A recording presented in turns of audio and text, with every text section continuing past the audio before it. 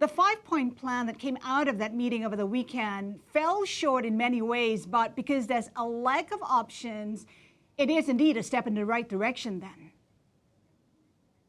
Good morning, Haslinda.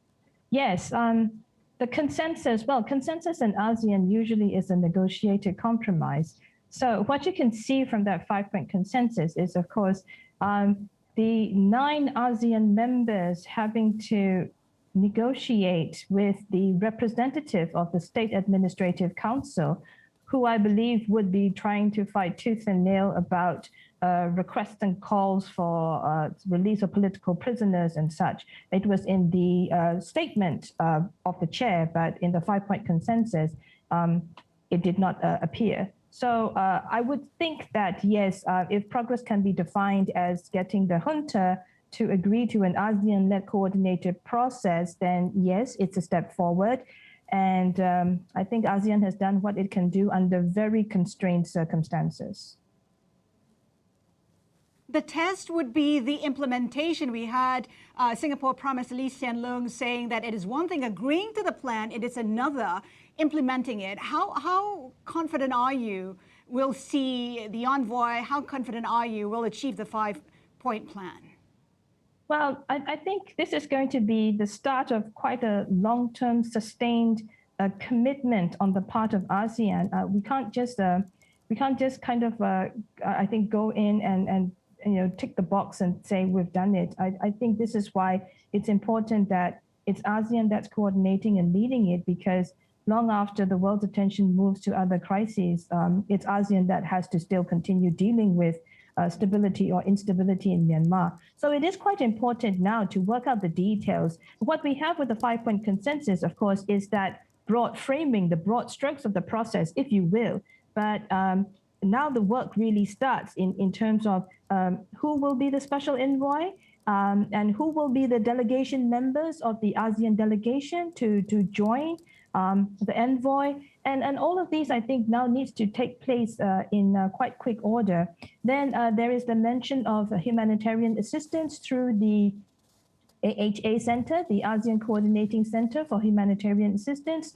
I believe the AHA Center, as we call it, will also now needs to start assessing the readiness of the equipment that they have, the trained personnel that they have, so that they can hit the ground running for any early response or assessment when, say, the authorities in Myanmar give the agreement that all these ASEAN delegations can enter the country. And of course, very important, there is an alternative government.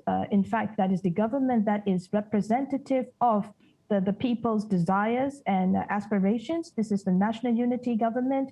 And while I do happen to know that the ASEAN countries, some governments have informal communications with the National Unity Government, the inputs of that entity, I think, are also very important and should already be in the works, if not already. Mo, the UN likens Myanmar to Syria back in 2011. There's a possibility of it sinking into a failed state. I mean, given recent developments, do you see that happening? As a Myanmar citizen, as a Myanmar national, it breaks my heart whenever the Syria analogy comes up. Myanmar has been dealing with civil war since almost the time of independence. So I don't want to have that label applied, but what is very clear is that the country is spiraling further downwards towards instability. So it is on the brink of collapsing politically, economically, and socially if some intervention is not done. But I would not liken it to Syria. I think the analogy probably may serve to strike some note of concern or for people who may not be familiar with Myanmar's situation. But the fact that the country has been plunged into civil war, mainly prolonged by the military, speaks to the fact that probably it is also the military that is creating this kind of siege mentality. So what would be the next step then, Mo, from that in the event, and hopefully we don't see Myanmar, of course, fall into become a failed state, I mean, would the military then be able to prevent that from happening? Is there an incentive on their part for that not to happen? I think the military needs to realize that it can't keep going back to its old playbook of decades ago and try to assert this complete control over the country's political, economic, and social life. And what the people in Myanmar are protesting their hearts out right now is for a return to that democratic transition, to the trajectory of opening up that many people, many generations, but particularly the younger generations, have had the chance and opportunity to experience, particularly in the past 5 years or so, or even the past decade, if you will. So I think what's next, if you ask David, of course, on the part of ASEAN, it's imperative now to get the ASEAN coordinated process moving and basically have that neutral party presence on the ground in Myanmar so that the main aim of stopping the killings happens sooner rather than later.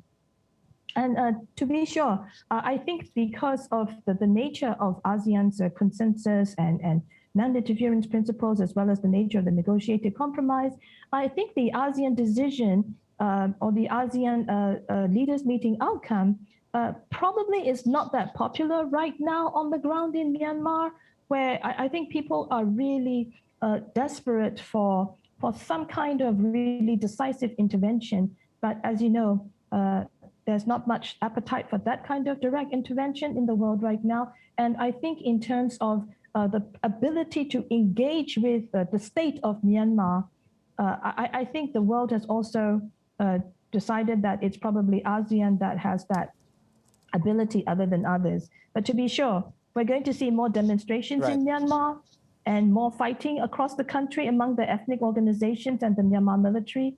And COVID-19 is still a specter there. So Myanmar is unlikely to come back to any sort of normal anytime soon.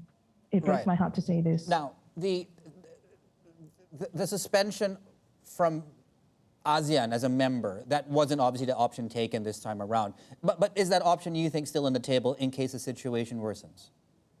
Well, it's been mooted. But the difficulty here, of course, is that ASEAN doesn't have any criteria or conditions under which suspension can be triggered. So even though it's there, the suggestion is there, ASEAN needs to find out a practical working modality of how to deal with limiting the junta's representation or participation at even the business as usual or routine ASEAN meetings. As an academic right now, I've suggested the notion of a timeout of attending ASEAN meetings. But that, of course, may not solve the issue of who has legal representation, who has the most appropriate and legitimate representation at the ASEAN table when it comes to Myanmar, because now we also have the National Unity Government asserting its position as the entity that has representatives who have been elected in the 2020 elections.